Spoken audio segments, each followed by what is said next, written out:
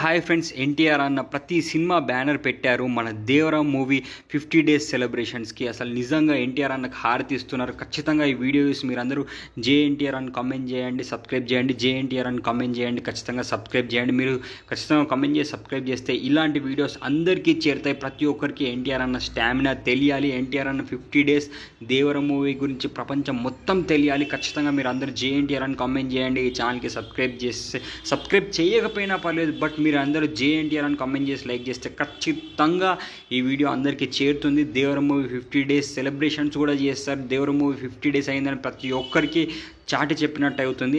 And అసలు నిజంగా ఎంత హ్యాపీగా అనిపిస్తుంది అంటే, మన ఎన్టీఆర్ అన్న ఫస్ట్ మూవీ నుంచి ఇప్పటి వరకు అన్ని మూవీస్ బ్యానర్స్ కూడా పెట్టారు.